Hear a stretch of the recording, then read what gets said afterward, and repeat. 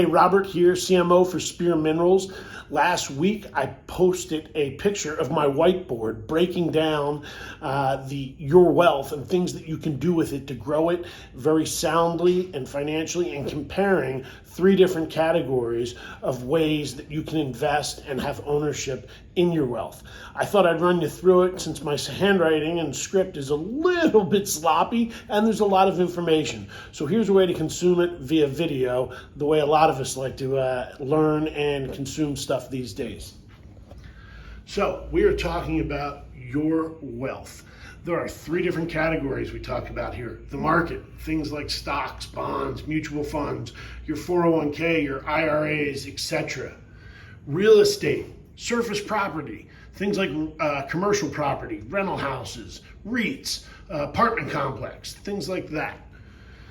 And then mineral rights, which is subsurface real property oil companies drill on. So it is the same classification as surface property. They are both real property, in kind, and 1031 exchangeable. That means if you sell a real estate piece, a rental home or a commercial real estate building, or anything like that, you can absolutely, in kind, with tax differential, get the 1031 exchange, and this is considered real property by the government, even though it is subsurface.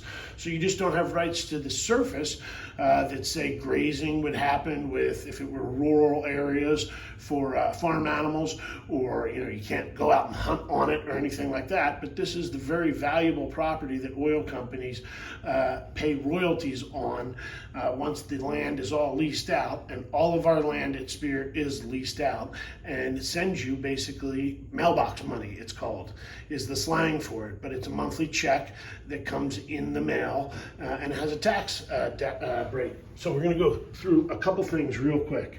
When it comes to the market, returns vary greatly and often go negative. All right, real estate. Lately, CapEx rates have been 3 to 4% annualized returns.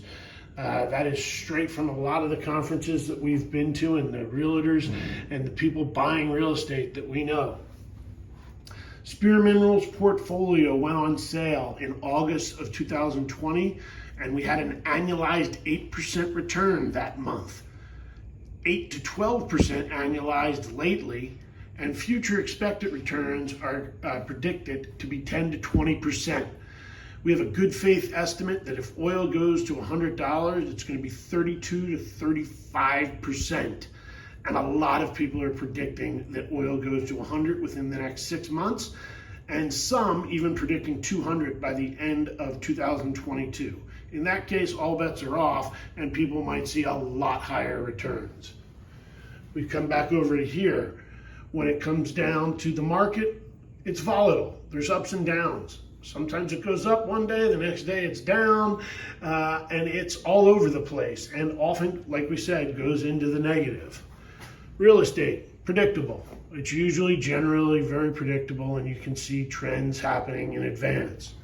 Our product and our land is also, because it's real property, predictable. Okay, the market, investing. You are investing in companies, people, and ideas. Oftentimes, those companies go out of business, and poof, that part of your mutual fund is gone and is a loss. Here, with real estate, you're investing in real property.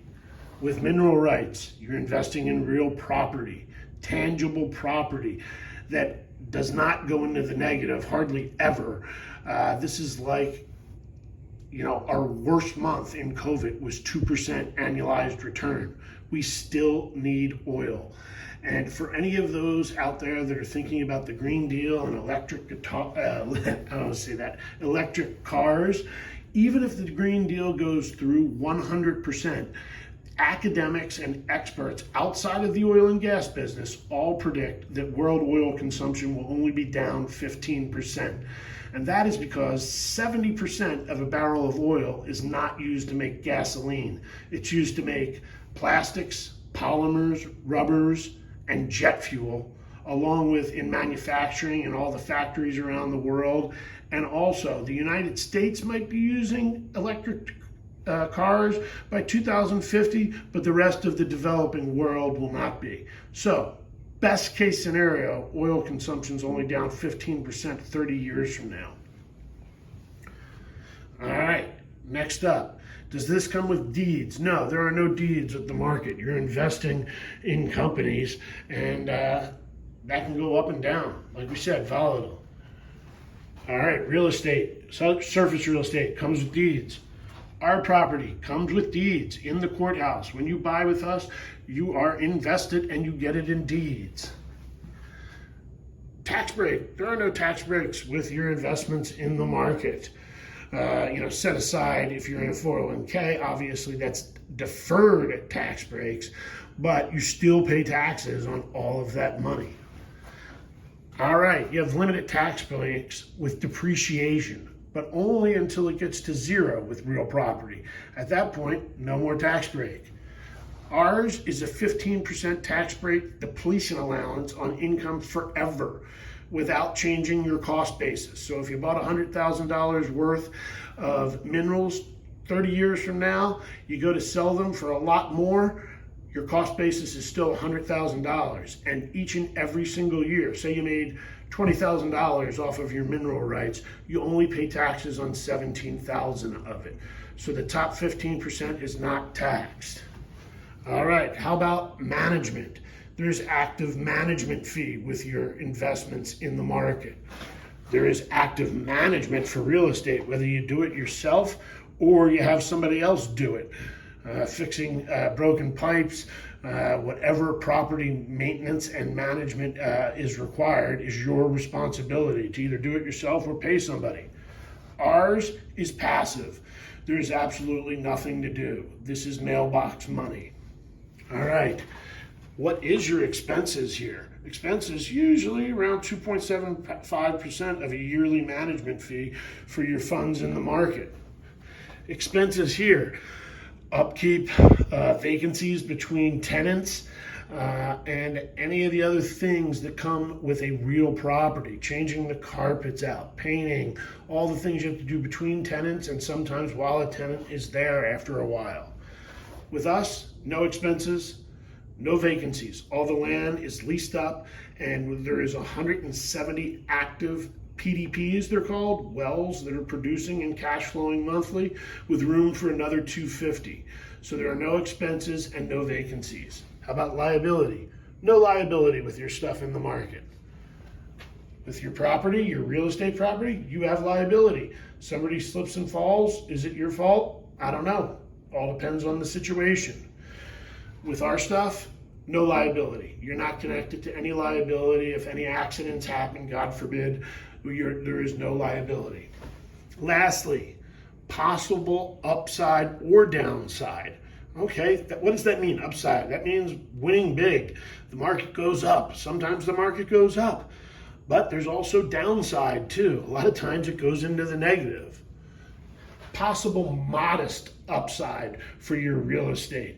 It is real property, tends not to depreciate, it tends to appreciate, but very slowly and modestly. And also, if you're getting higher rental rates, those are usually modest.